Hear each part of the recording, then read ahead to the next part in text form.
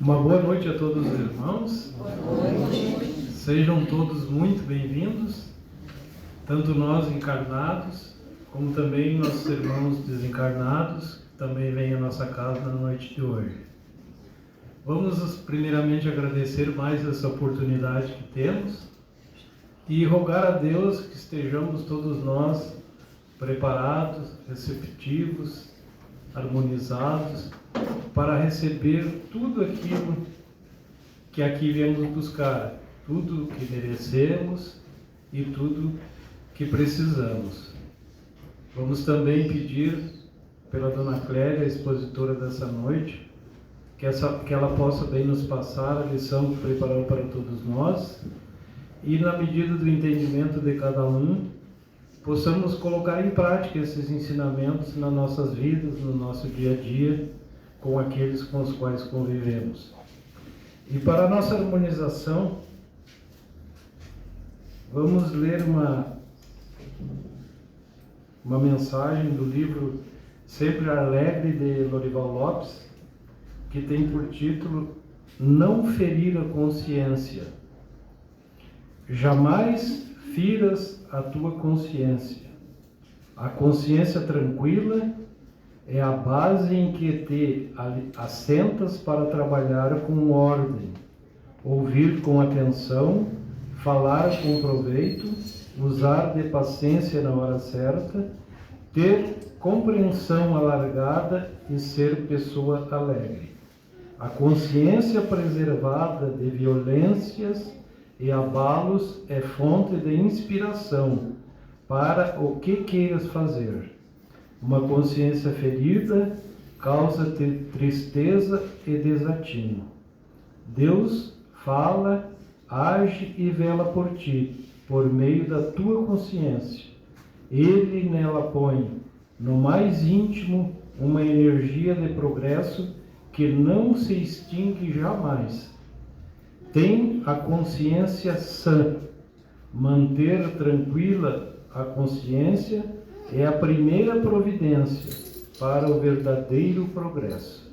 Assim, harmonizados, damos por abertos trabalhos na nossa casa na noite de hoje. Que assim seja.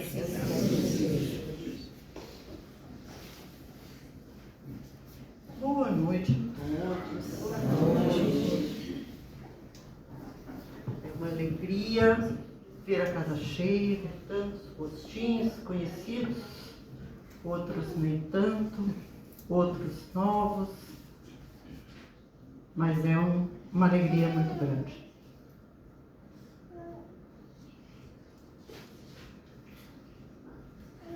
Quando nós ouvimos determinadas palavras,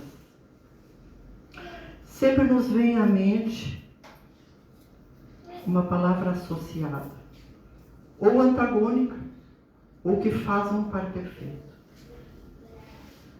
Quando a gente ouve arroz, o que a gente lembra?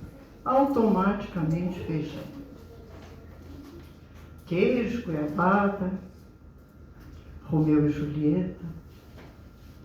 Mas às vezes nós ouvimos Grêmio e Inter, totalmente antagônicos. E quando nós ouvimos a palavra paz, também automaticamente nos vem à mente guerra.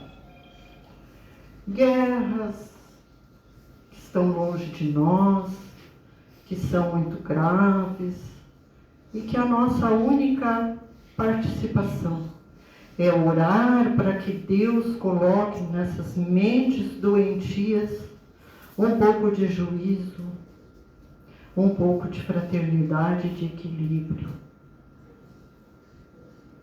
Mas essas guerras estão longe. Não nos lembramos das nossas próprias guerras, daquelas que travamos com a nossa consciência, diariamente.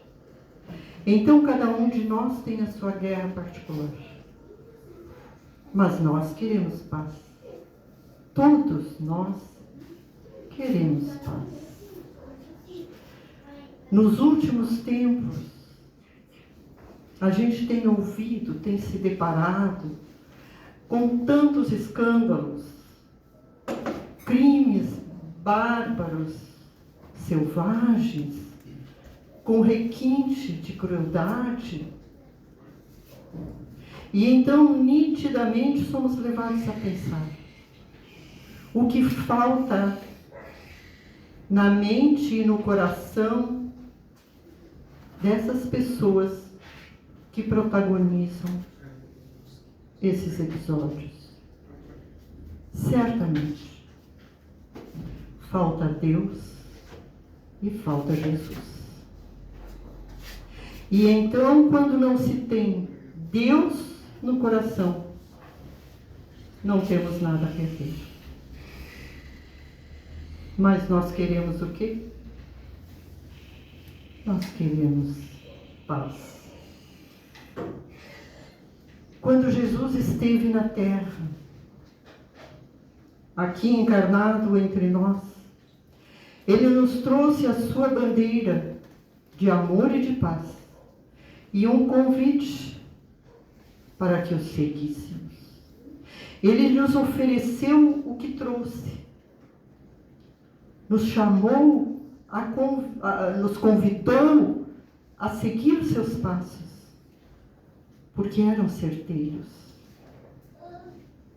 E Ele nos disse: ninguém chegará ao Pai se não for por mim. Peguem a minha bandeira, porque eu sou manso e pacífico. Eu sou o caminho, a verdade e a vida. E isto já se passaram 2000 anos. E nós estamos fazendo o quê? Quando eu digo nós, humanidade. Nós, humanidade, continuamos construindo ídolos de barro, tendo por modelo coisas, homens falidos moralmente, outros falíveis como nós, falsos cristos, falsos profetas. São alguns dos exemplos do que escolhemos por ídolos.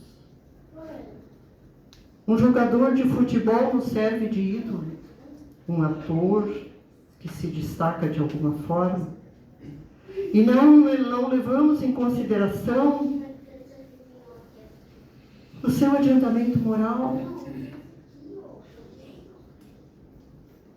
E isso, para muitos de nós, é suficiente. Eu entendo que seguir Jesus não é fácil, porque Jesus nos diz o que precisamos ouvir. E os ídolos que construímos, que nos levam ao fanatismo, ao radicalismo, esses nos dizem o que nos interessa ouvir, o que vem de encontro aos nossos interesses, ao que fecha com as nossas ideias, com as nossas tendências, com os nossos valores. Nos dizem exatamente o que nos infla o ego, o que nos alimenta o orgulho. Mas nós continuamos dizendo que queremos paz.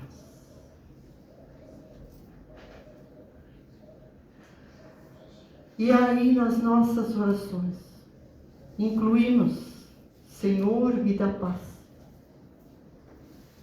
Deus não vai dar paz a ninguém, porque Deus nem Jesus não age naquilo que é da nossa responsabilidade. E paz é construção. Então Ele não vai dar a ninguém. Vai dar, sim, as ferramentas, as condições necessárias para cada um de nós construir a sua paz.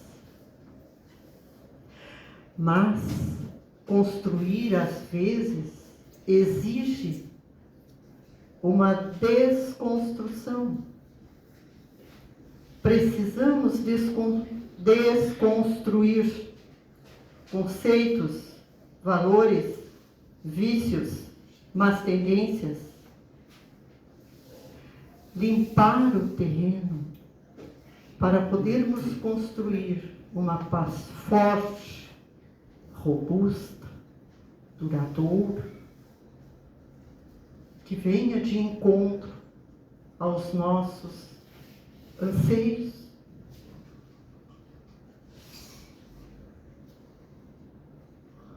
Contendas, violências, discussões, disputas e paz não ocupam o mesmo lugar.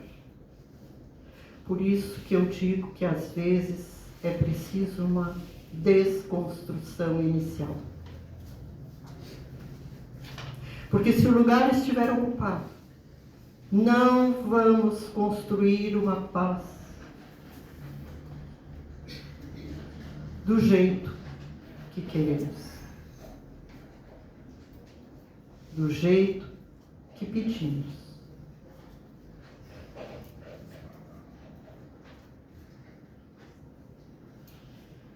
Certamente que quando nos sentimos aflitos, ansiosos, sem paz, é porque alguma coisa conosco está errada. Então é momento de avaliação, de modificação, de análise de nós mesmos. É momento de mexer naquelas caixinhas que nem sempre a gente quer mexer. Na caixa das emoções, dos valores, das tendências, das afinidades. Não queremos admitir que nas nossas caixinhas pessoais tem lixo. Mas tem. E é lá que precisamos mexer.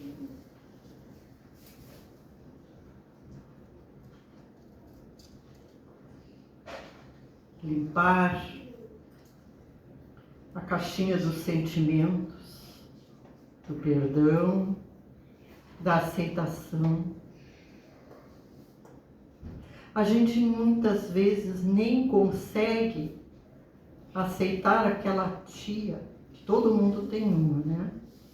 Aquela inconveniente, às vezes não é tia, é uma prima, seja quem for, mas a gente não lida bem com isso. E nas reuniões familiares, lá vem ela e senta do nosso lado. Bisbilhota a vida inteira até a segunda encarnação para trás. E a gente não tem paciência, não tem perdão para com essa pessoa que é difícil, que ainda se engana tanto. E o que é pior, é melhor a gente tentar se acertar com ela agora, porque existe a possibilidade que na próxima encarnação ela venha a nossa sogra. E aí o bicho pega. Né? Então, se não está bom agora, se a gente não está conseguindo conviver, aceitar, pode piorar. Então vamos aproveitar, não é? E tentar, pelo menos. O meu irmão tinha uma senhora que morava do lado da casa dos nossos pais, e uma pessoa muito difícil, mais ou menos como essa tiazinha, que cada um tem a sua, né? E o meu irmão tinha um desconforto com esta pessoa, ao ponto de a mulher entrar numa porta e ele sair na outra. E eu tentava com ele que ele não agisse assim, não fizesse assim, fosse mais fraterno. Porque eu continuo tendo um carinho por ela e uma gratidão muito grande, porque ela foi muito boa e muito atenciosa com os nossos pais. Nem sempre a gente estava por perto, mas ela morava do lado, ela assistia a eles. Então eu tenho um dever de gratidão para com ela. E eu ficava muito chateada com a postura dele, porque quando ela entrava e ela ia ver o meu pai e a minha mãe todos os dias. E ele saía azedíssimo. Vamos lá. Até que um dia eu tive que colocá-lo sentado e dizer: escuta aqui, tu não estás percebendo que a nossa irmã é a tua professora. E aí ele me disse: professora, esta criatura? Disse: sim, esta criatura é a tua professora do momento. Ah, mas o que ela vai me ensinar? Muita coisa. A começar pela humildade, pelo entendimento, pela aceitação e principalmente pela gratidão. É isso que ela precisa te ensinar. Mas ela vai te ensinar até um ponto e depois aprender é contigo mesmo. Eu acho que algum resultado eu tive, porque nos últimos tempos em que ele esteve encarnado aqui, ele já trocava 2 ou 3 palavras com essa pessoa, essa senhora, a quem eu tenho um carinho imenso. Mas quando eu expliquei a ele o fato da nossa irmã ser a sua professora, ele me disse a frase que ele me disse a vida inteira: não sei como é que tu podes pensar assim. Que bom que eu já penso assim, porque um dia eu já pensei como tu. Não deu certo, mas pensei assim. Agora eu estou nesta situação. Então, com isto eu quero ilustrar a nossa busca pela paz. É muito mais prazeroso, muito mais reconfortante termos paz do que termos razão. Muitas vezes. E aí vocês poderão dizer: eu vou virar uma Maria Mole, vou deixar que passe por cima de mim. Não, não é isso. Mas tem razão que vale a pena e tem razão que não vale a pena. Não vale a pena. Não vale a nossa paz. O Rossandro Klinger, acho que é mais ou menos este o nome dele, é um psicólogo de renome, expositor espírita também de renome. Ele diz uma coisa que ilustra muito bem a nossa postura. Então ele diz que nós humanidade, gostamos muito de comprar com cartão de crédito, extrapolar o limite do nosso cartão, pagar a parcela mínima e à noite deitar e dormir a noite inteira sem tomar remédio. Não vai rolar. Quem já viveu esta situação sabe que não vai rolar. E aí a gente insiste em continuar pagando a parcela mínima e toma um remédio para dormir. Mas não seria mais inteligente se esforçar de um jeito ou de outro, quitar este cartão e manter o equilíbrio das nossas contas, dos nossos compromissos assumidos, compromissos que nós mesmos escolhemos, botar tudo isso em dia e aí então termos uma noite de sono reparador, de paz. Mas eu quero comprar um cartão de crédito. Eu quero me encalacrar mas eu quero ter paz. Não vai dar certo. Não vai dar certo. Porque nem Deus e nem Jesus fazem a nossa parte. E tanto não fazem, que Jesus, quando esteve na terra, ele fez muitos milagres. E um deles foi trazer de volta à vida Lázaro. E naquele tempo não existia caixão, nem túmulos, nem nada. Os corpos dos desencarnados eram enfaixados e sepultados em grutas. Então os homens da região se juntavam para rolar uma pedra imensa e fechar a abertura da gruta. E então Jesus chega acompanhado de muitas pessoas para ressuscitar Lázaro. E ele chegou na frente da gruta e chamou os homens e disse: retirem a pedra. Eu não sei quantos precisou, mas eu imagino a dificuldade para tirar aquilo de lá. Mas tiraram.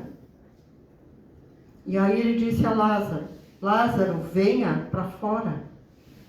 O Lázaro, todo enfaixado, veio se arrastando e ele disse aos homens: desmanchem os nós e tirem as ataduras.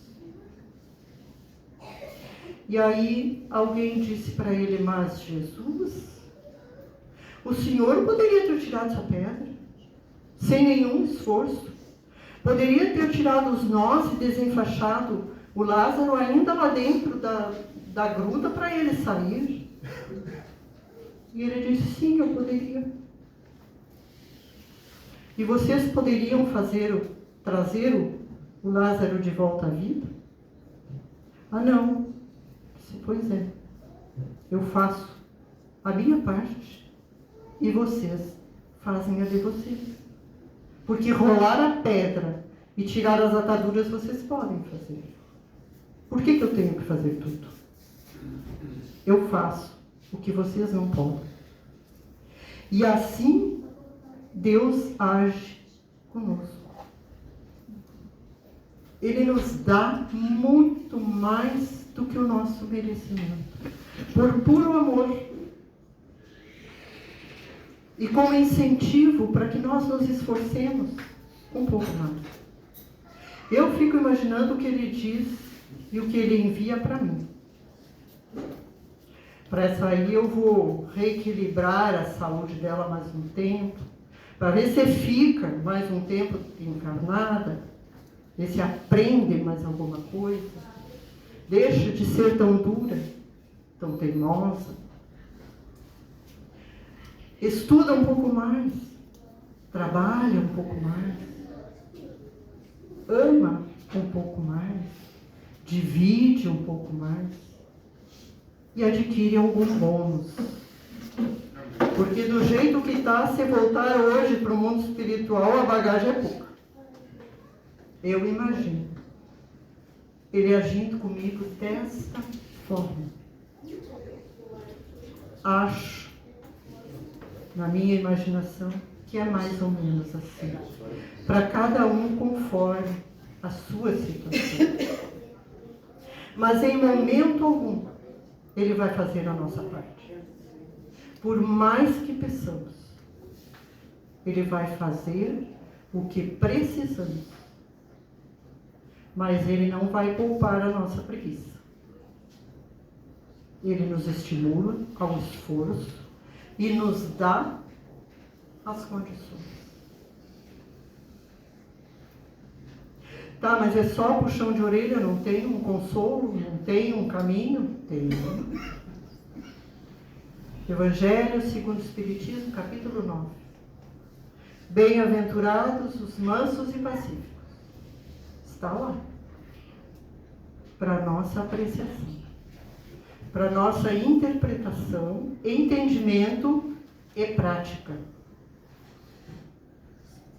E lá está a minha lição preferida. Obediência e resignação. Obediência às leis de Deus. E resignação pelo estágio em que estamos. Isto não quer dizer acomodação, porque precisamos nos esforçar cada vez mais. Outro caminho, Francisco de Assis nos deixou no GPS o caminho a seguir. Gravadinho, é só seguir. Francisco de Assis, na sua humildade, ele não disse: Senhor, me dá paz.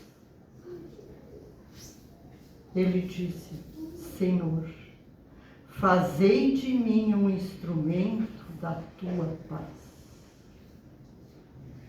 Onde houver ódio, que eu leve o amor. Onde houver ofensa, que eu leve o perdão. Onde houver discórdia, que eu leve a união. Onde houver dúvida, que eu leve a fé. Onde houver erro, que eu leve a verdade. Onde houver desespero, que eu leve a esperança. Onde houver tristeza, que eu leve a alegria. Onde houver trevas, que eu leve a luz. E eu acrescentaria: onde houver guerra, que eu leve a paz. O Mestre, fazei que eu possa mais consolar do que ser consolado, compreender que ser compreendido, amar que ser amado. Pois é dando que se recebe, é perdoando que se é perdoado, e é morrendo que se vive para a vida eterna. Muito obrigada, que assim seja. Que assim seja.